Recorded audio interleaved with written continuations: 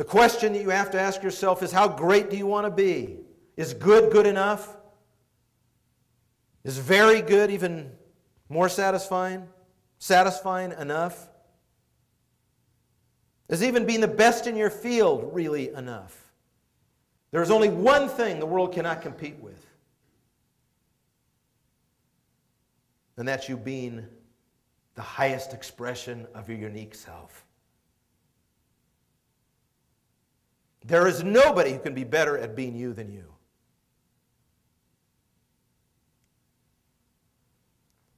Do you think one man can change the world? When Muhammad Yunus got the Nobel Peace Prize last year, he reflected that in 1976 he started a new field we now call microcredit with $27 that he loaned out to some poor village women. You know, a lot of people don't know that it wasn't a success from the beginning. The whole field of microcredit is amazing. You give a little bit of money to a motivated poor person, especially if they're a woman, who can get a little bit of an asset to start a business. It could be tools like the people I talked about in Indonesia. It could be inventory. And from those profits, they're able to grow their business. And as they grow their business, they're able to send their children to school for the first time. They're able to lift themselves above the poverty line of $2 a day for the first time. And then they become consumers in their own villages. And they start to buy what other people are making in the villages. And they become prosperous. In this virtuous cycle. Today, this whole field of microcredit has over $10 billion invested. Usually in very small amounts, with very uneducated peasants. Very uneducated, the poorest of the poor, in 22 countries around the world. 98% repayment rate. How could you have a 98% repayment rate?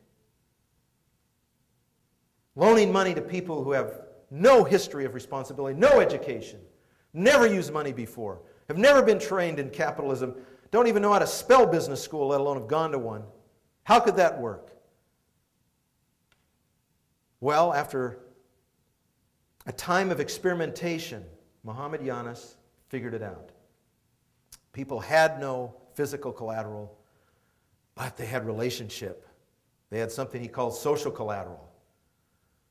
And what he learned is that if he loaned money to women, 5 women would be ideal, all who had an individual business plan.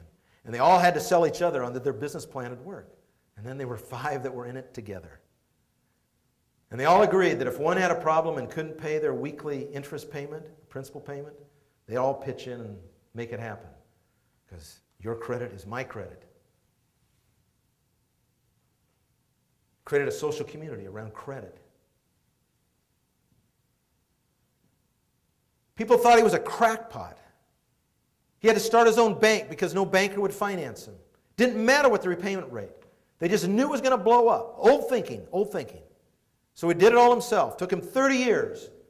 It's only in the last 5 years he's really become notable. This has been working for 30 years. It's just nobody would believe it until it got into the billions, until it spread to all these countries. We need a whole new mind, a whole new brain.